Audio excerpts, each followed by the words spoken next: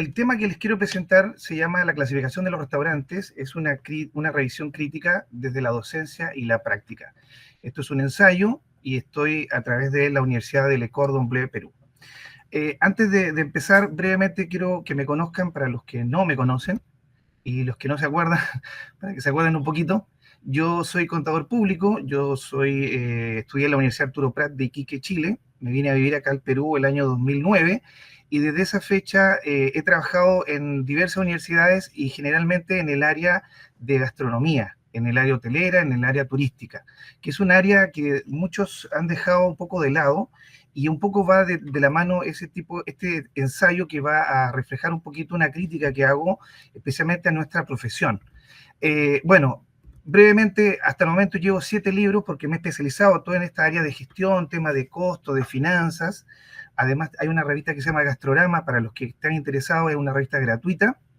Y esto lo pueden encontrar en esa dirección que se llama gastronomiarentable.com. Bueno, quiero partir primero comentando para los que están presentes, los que ya están conectados en este momento, ¿dónde creen ustedes que deberíamos clasificar a los restaurantes? ¿Es una empresa productora o manufacturera, como le llaman también?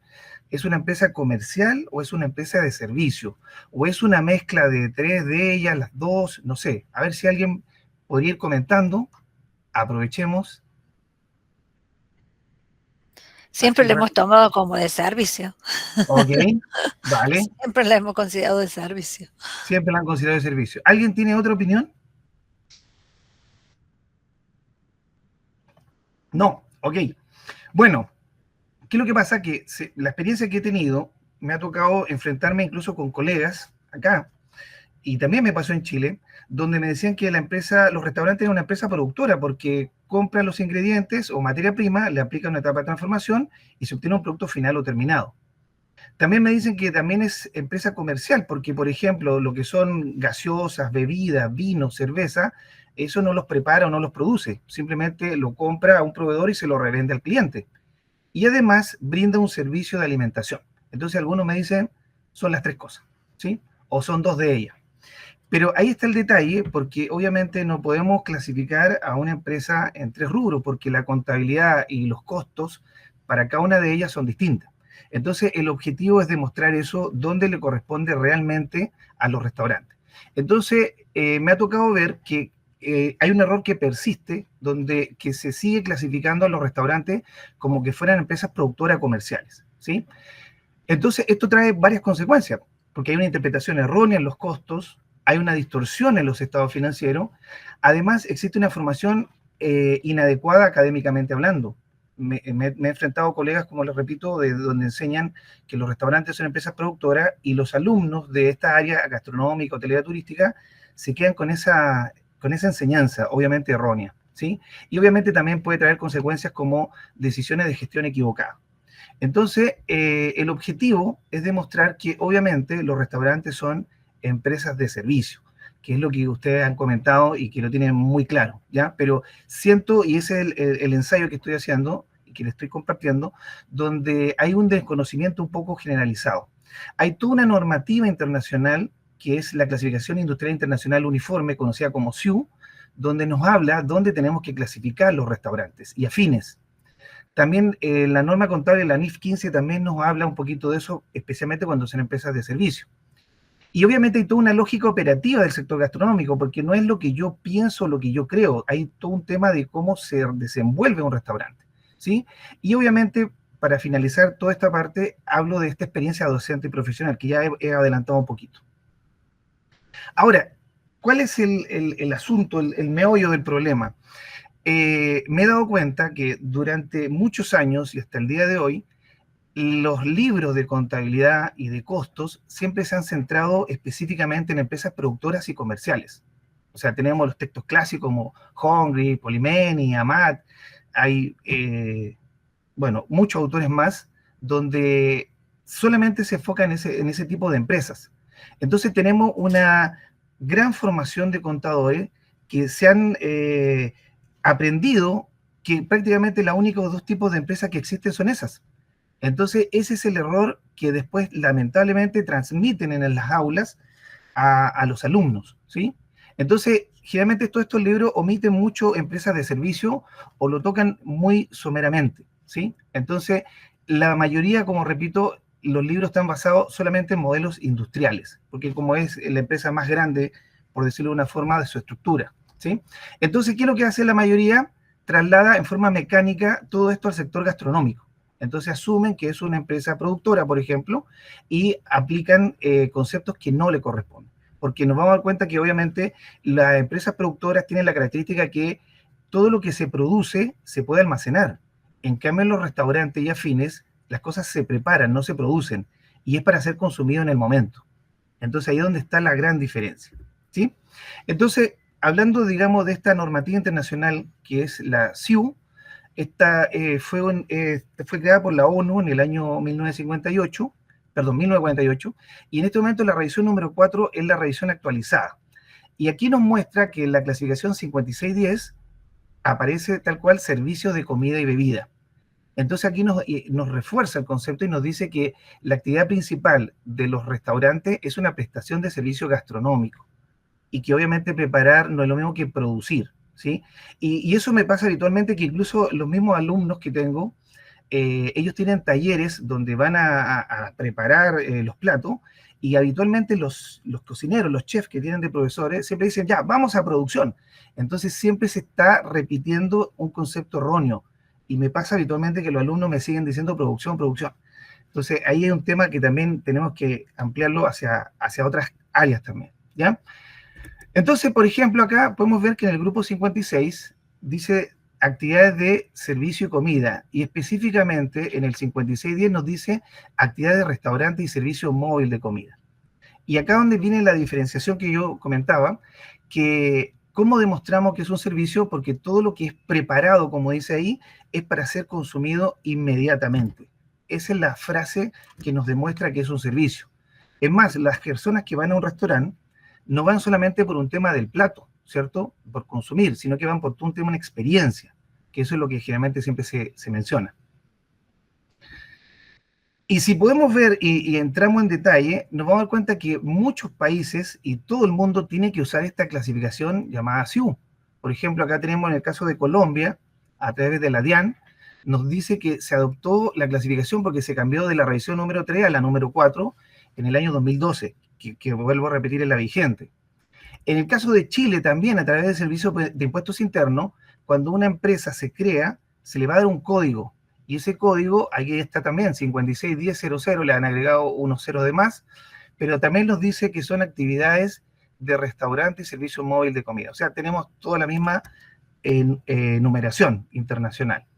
En el caso de Argentina, a través de la FIP, pasa exactamente lo mismo. Tenemos también toda esta numeración y acá nos dice servicio de expendio de comida y bebida. O sea, todos los países tendrían que usar esta clasificación. Y para hacer un comparativo entre una empresa productora, comercial y servicio, que en este caso específicamente el restaurante, nos vamos a dar cuenta que obviamente la naturaleza de una empresa productora es fabricar bienes tangibles, ¿sí? La comercial es revender esos productos terminados. Y aquí es donde viene el detalle, porque también algunos me decían o defienden su postura diciendo de que es que el plato es un bien físico. Claro, pero ¿cuánto dura? No es almacenable, ¿cierto? Es para ser consumido inmediatamente. Entonces se está brindando un servicio de alimentación mediante una preparación in situ, en el momento. Lo mismo en el caso del inventario. ¿Qué se inventaria en la empresa productora? La materia prima y los productos en proceso y los productos terminados, ¿cierto? En la empresa comercial es solamente la mercadería que compran. Y en el caso de los restaurantes, el inventario solamente son los ingredientes que todavía están pendientes de ser usados, ¿sí? No los platos preparados. Entonces ahí también tenemos esa gran diferenciación. Y así, bueno, podemos empezar a ver el tema del costo de venta, los costos principales, por ejemplo, ¿ya? Y para finalizar esta parte, lo que decía, producción o preparación no es lo mismo. La empresa productora es una fabricación para stock, la comercial es una compra para venta, y en el caso de los restaurantes, que son empresas de servicio, una preparación para un consumo inmediato. Por lo tanto, ¿cuál tendría que ser nuestro enfoque contable correcto? Que el costo de venta, o incluso vendría siendo el costo del servicio, si queremos aplicar el concepto correcto, tendríamos que calcularlo de la siguiente manera. Tendría que ser el inventario inicial más las compras, menos ese inventario final, y llegamos a los insumos consumidos, ¿sí? Entonces, esta fórmula nos está reflejando la operación real y correcta, ¿sí? Y nos está evitando valorizar platos servidos como que fueran inventarios, ¿sí? Porque hay algunos que también me dicen, ¿y qué pasa con lo que está en la mise en place? Pero obviamente la mise en place, aunque tengamos esos ingredientes que todavía no se usan, también tienen una cierta cantidad de minutos de uso. Si eso no se usa, simplemente va a ser una pérdida, una merma para el restaurante, ¿sí? Entonces, la idea de esto obviamente es que no hay una producción ni acumulación, sino que solamente es una prestación de servicio. Y aquí, hablando ahora de la NIF 15, que habla sobre el reconocimiento de ingresos, tenemos que darnos cuenta que los ingresos se reconocen cuando se satisface la obligación de desempeño. Eso es lo que nos dice la norma. O sea, en el restaurante, ¿cuándo se logra esto? Cuando se entrega el plato o la bebida a este cliente o comensal, ¿sí?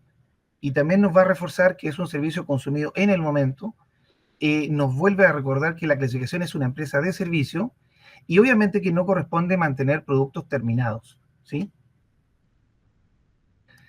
¿Cuáles son los errores contables que he visto hasta el momento? Que algunos, vuelvo a repetir, lamentablemente no han indagado sobre la forma correcta que hay que hacerlo, que están registrando, por ejemplo, platos preparados como que fuera un inventario final, ¿sí? Como lo han considerado como una empresa productora, asumen que los platos preparados son inventario final. Además, algunos han llegado a tratar de usar órdenes de producción industrial. Y todos sabemos que a veces una preparación es totalmente distinta a otra, aunque sea el mismo plato. Porque a veces el cliente me pide, por ejemplo, más cocida la carne, por ejemplo, o 3/4, otro me pide con más sal o menos sal, o quítele este ingrediente y cámbiamelo por otro. Entonces tendríamos, imagínense, un infinidad de combinaciones que obviamente no sería útil aplicar para, en el caso de los restaurantes, como órdenes de producción, ¿sí? Entonces también algunos aplican fórmulas de costeo fabril que obviamente no corresponden. Y obviamente confundir control de insumo con control de producción, ¿sí? Entonces, ¿qué trae consigo todos estos errores? Decisiones financieras erróneas y además gestión eficiente, porque les quiero mostrar un ejemplo brevemente, donde tenemos ejemplo de un mes donde un restaurante tiene estos datos. Tiene ese inventario inicial de ingredientes, 2.000, llámenle pesos, dólares, como quieran. Tenemos compras de insumo del mes y tengo un inventario final, ¿ok? Entonces vamos a aplicar la fórmula que ya mostré y aquí nos va a dar que el inventario final son 8.500, ¿sí? Este valor, como dice ahí, refleja el consumo real de insumo usado en la preparación de alimentos. Pero vamos a poner el caso, ¿qué hubiera pasado si erróneamente se incluyen estos platos terminados como inventario? Entonces dice, supongamos que el restaurante erróneamente registra 2.500 como inventario final, incluyendo 1.000 de platos servidos que ya no existen físicamente. Entonces, obviamente, la fórmula cambia acá en el inventario final y hace que subestime el costo real en 1.000. Acuérdense que teníamos 8.500, ¿cierto? Entonces, esto hace creer al restaurante que gastó menos en insumos de lo que realmente se consumió. Ese sería un ejemplo que nos afectaría automáticamente los resultados. ¿Y qué impacto tendría esto en el estado financiero? Bueno, que tendríamos un activo sobreestimado, ¿cierto? Porque ahora va a mostrar el balance o el estado de situación financiera, 2.500 en inventario, cuando en realidad solamente hay 1.500. O sea, estamos inflando los activos. Y por otro lado, habría una utilidad sobreestimada. Como en este caso el costo de venta se reduce artificialmente, la utilidad neta parecerá mayor de lo que realmente es, ¿sí? Entonces, ¿qué podría traer como consecuencia? Tomar decisiones erróneas, como bajar precio, aumentar preparaciones, basado, como dice ahí, en datos falsos o erróneos, ¿sí? Entonces, ¿cuáles son ahora el tema que ya venía comentando en un principio? Que hay una formación contable tradicional que perpetúa el error. Lamentablemente, me ha tocado ver, repito, una experiencia tanto en Chile como acá en Perú, que siendo contadores tienen este error y lo replican nuevamente en las aulas, ¿sí? Tenemos nuevamente para recordar que la mayoría de los libros hasta el día de hoy, muchos libros están solamente centrados en empresas industriales, por lo tanto siguen generando esa falta de información de cómo sería específicamente para empresas de servicio. ¿Qué más? Los contenidos inaplicables, que decíamos que se utilizan productos terminados, órdenes de producción, eso obviamente no corresponde para las empresas de servicio como los restaurantes y afines. Y bueno, necesitamos actualizar programa y bibliografía, ¿sí? Lamentablemente también, como se dice, es un tirón de oreja para muchos jefes de carrera o decanos que de repente saben que hay que cumplir una plaza de un docente de contabilidad para estas carreras, pero no se ve el detalle realmente de cómo debiera manejarse realmente este tipo de asignatura, ¿sí? Entonces, los docentes deben comprender cuál es el modelo de empresa de servicio gastronómico, ¿sí? Incluso me pasa que busco bibliografía y no encuentro, hay muy poca bibliografía. Entonces siempre me dicen, no, que eso es muy específico, pero las empresas siempre han existido, empresas productoras, comerciales y servicios, entonces siempre como que están, como se dice coloquialmente, ninguneando a las empresas de servicio, ¿ya? Bueno, como consideraciones finales, tendríamos que clasificar correctamente lo que estamos hablando porque va a impactar obviamente en el control de costos, también los estados financieros y en las decisiones que deberíamos tomar, ¿sí? Y recordar que preparar no es lo mismo que producir, ¿sí? Ahí, aunque parezca un poco sutil la diferencia, los restaurantes y afines solamente preparan, no producen, ¿sí? Y en este caso la preparación es un servicio. Y tendríamos que alinear la normativa con la docencia y la práctica profesional, ¿sí? Porque obviamente esto va a mejorar la eficiencia, la sostenibilidad y vamos a profesionalizar el sector, ¿sí? Además, como dato anexo, las carreras de gastronomía, hotelería y turismo generalmente no eran carreras a nivel universitario, siempre eran a nivel técnico. Ya por lo menos promedio unos 15, 20 años, recién se ha ido profesionalizando la carrera. Y ahí es donde falta ese plus, donde tenemos que actualizar, ¿sí? Bueno, como reflexión final, quiero dejar esta frase que la contabilidad bien enseñada y bien aplicada no solo registra, sino que también hay que interpretar la realidad del negocio, ¿ok? Ahí está mi correo y la página que le había contado que era gastronomiarentable.com. Agradezco nuevamente a la organización de CAPIC que me ha permitido nuevamente estar presente en este congreso. Muchas gracias. Muchísimas gracias. La verdad que como teníamos el micrófono apagado para que no hubiera como una repetición del sonido, muy interesante. La verdad que un muy buen trabajo el que has hecho todo este tiempo. Se nota que tu especialidad son la parte de los costos y bueno, no sé si las personas que nos acompañan de manera online tienen alguna pregunta, algún comentario o si las personas que están aquí presentes, por aquí tenemos una pregunta. Voy a empezar por acá, ¿listo? Buen día, profe. Muy interesante la investigación que usted plantea y nos hace reflexionar precisamente en los planes formativos. Bien, porque casi siempre cuando hablamos de costos, la venta que se hace sobre ello es al sector manufacturero, industrial. Y efectivamente, costos desde el punto de vista de la gestión aporta muchísimo para toma de decisiones, para ver la realidad del negocio, cómo vamos, qué pasa en el entorno. Entonces creo que esa concepción natural que tenemos en la mayoría de los programas académicos en función al área de costo definitivamente debe cambiar. Bien, y este es un excelente ejercicio que usted de una manera muy didáctica, sencilla, comprensible y a la vez realista, nos hace reflexionar en ello. Entonces, tomando en consideración esto, que es más que importante, de mucha actualidad, porque no solamente nos concentramos en un sistema económico y en un sistema empresarial meramente industrial o manufacturero, sería interesante mirar de qué forma en nuestras latitudes podemos de alguna manera hacer unos llamados de atención importantes para retomar esto, porque esto hace parte de la naturaleza de la gestión de costos. Este es el punto de partida para gestionar adecuadamente, para poder incluso desenvolvernos como profesionales en el área, por ejemplo, de consultoría, porque para eso estamos allí, para dar esa asistencia. Entonces, no sé cómo lo visiona usted, cómo lo plantearía más allá tal vez de este evento o de cualquier otro evento para crear esa conciencia, esa necesidad y por supuesto desde el punto de vista de la argumentación y las reacciones críticas que son necesarias. Sí, mira, es una pregunta que yo también me hago porque me ha pasado y a veces como me siento que acá especialmente a pesar de que estoy en un país netamente gastronómico, existe a veces mucho desconocimiento de las personas que dictan temas de costo y contabilidad para este tipo de empresas.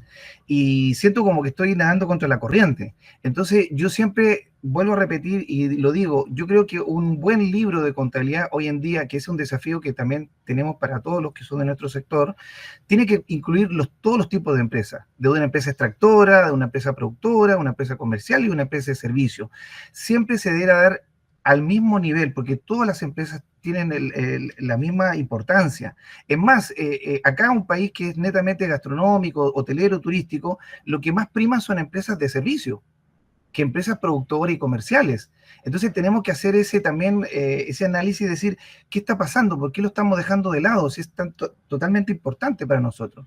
Entonces yo creo que esta es una aposta que hay que dejarle a los que se encargan en publicar libros, en decir, oye, también hay que ponerle atención a las empresas de servicio, para que no cometamos el error de transmitir este mismo problema que se suscita. A mí, yo les cuento como experiencia personal, yo partí haciendo clase el año 2001 y me tocó especialmente dictar costos a la empresa de carrera de gastronomía. Y en esa oportunidad el jefe de carrera me dijo, mira, lo mismo que tú aprendiste con cemento, madera, aplícalo con harina, huevo, leche. O sea, obviamente no tenía claro él el concepto, y para mí obviamente me pasó exactamente lo mismo, porque yo partía por primera vez y formándome 4 años con libros que comentaba donde solamente hablaban de empresas industriales y comerciales. Y en el camino me fui dando cuenta de que estaba equivocado. Hay cosas que obviamente sí se parecen en los tipos, digamos, de costos en algunos conceptos, pero obviamente hay temas que son totalmente distintos. Y bueno, la experiencia me hizo darme cuenta que ese es un problema que se mantiene. Y eso es lo que sigo tratando de transmitir. Tengo mi canal de YouTube que se llama Gastronomía Rentable. Tengo esta página que les comentaba, donde trato, digamos, de ir enfocándolo como corresponde. Ese creo que es mi parte. Siento que hay que hacerlo y me gustaría que se pueda transmitir también para el resto, ¿sí? Que tomen conciencia de eso. Todas las carreras y todos los formas de empresas son importantes. No podemos darle prioridad a una que otra porque no es así. Uh-huh. Correcto, así es, profe, porque de alguna manera estaríamos alimentando unos sistemas económicos muy particulares donde no visibilizamos a todos. Y hay que tomar en cuenta eso, el entorno, la región. Usted allá en Perú habla del turismo, la gastronomía, la cultura gastronómica. Por ejemplo, en Cartagena, Santa Marta, en Colombia también estamos en ese mismo enfoque. Pero el asunto es ese. Entonces tenemos el problema de parcelar el conocimiento y quedarnos allí toda la vida y no trascender. Así que está muy interesante tu propuesta. Gracias, profe. Muchas gracias también.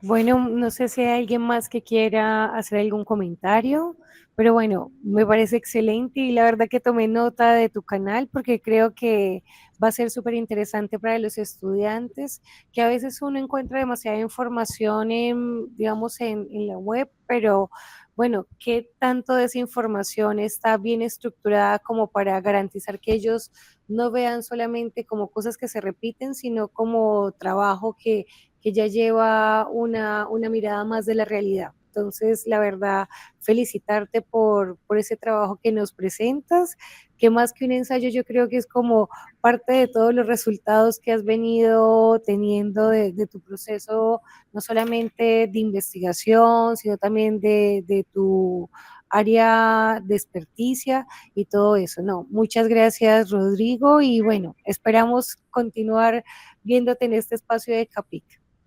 Muchas gracias. Saludos a todos por allá.